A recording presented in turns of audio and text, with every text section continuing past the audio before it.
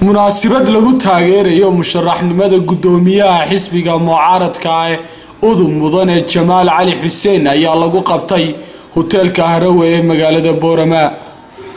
xafladani ballaadhneed ayaa waxaa ka soo qayb galay dhalinyaro iskugu jirta wiilal iyo gabdho kuwaasi oo muujinayay sida ay u soo dhaweynayaan isla markaasina ay u taageersan yihiin musharaxnimada gudoomiyaha ee xisbiga mucaaradka ah udub ee mudane Jamaal Cali Xuseen.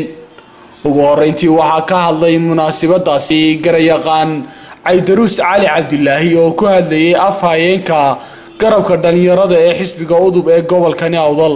waxaanu sheegay in ay munaasabadani u qabteen in ay ayidsan yihiin in mudane Jamaal Cali Xuseen uu noqdo musharaxa gudoomiyaha ee xisbiga mucaaradka ah ee udub.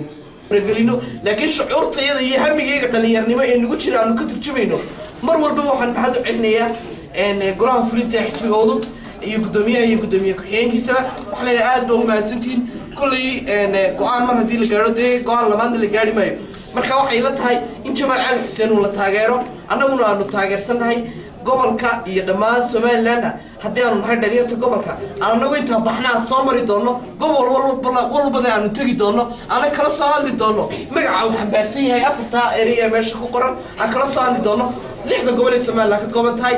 waxaan idinku mahad celinayaa salaanta islaamka. assalaamu calaykum waraxmatullaahi wabarakaatuh.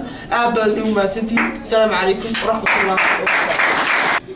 waxaa kaloo halkaasi ka hadashay Faadumo Yaasiin oo ka mid ah taageerayaasha xisbiga udub ee ku sugnaa munaasabadaasi isla markaasina waxay halkaasi ka soo jeedisay haweenka taageersan xisbiga udub ee gobolka Awdal ay ayidsan yihiin in mudane Jamaal Cali Xuseen uu isku soo taago musharaxnimada gudoomiyaha ee xisbiga mucaaradka ah ee udub.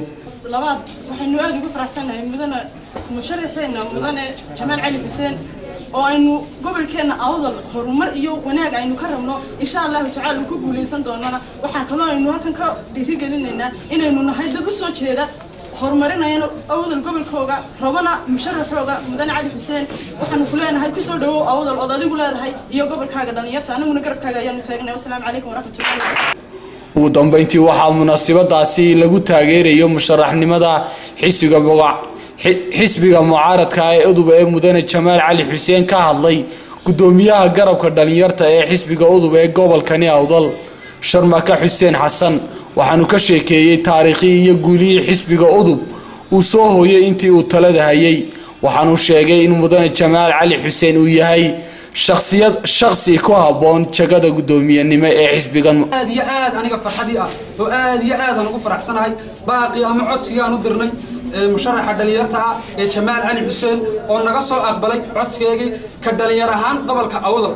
waad ogtihiin oo maxaadana xisbiga udub waa xisbigii dimuqraadiyadda Somaliland feeras dhaqaajiyay waa xisbigii koowaad ee doorasho kaga guuleystay Somaliland ee loogu sacabtimo isagoo cod aqlabiyada ku guuleystay doorashadii ka dhacday geyiga Somaliland.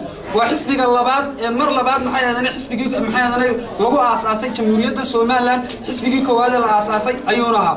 waana xisbiga saddexaad ee aad aragtaan sida anshaxa asluubta karaamada leh ee uu ku wareejiyay xilkii lagala wareegay doorashadii dhaweyd wana kuna wareejiyay mudane Daahir Riyaale Kaahin madaxweynaha hadda talada haya Axmed Maxamed Siilaayo. waa xisbi dimuqraadiyadda dalka iyo danta intaba maxay ahaydeenay daneeyo xisbiga. Khadar Maxamed Xasan Xidigta News magaalada Boorama.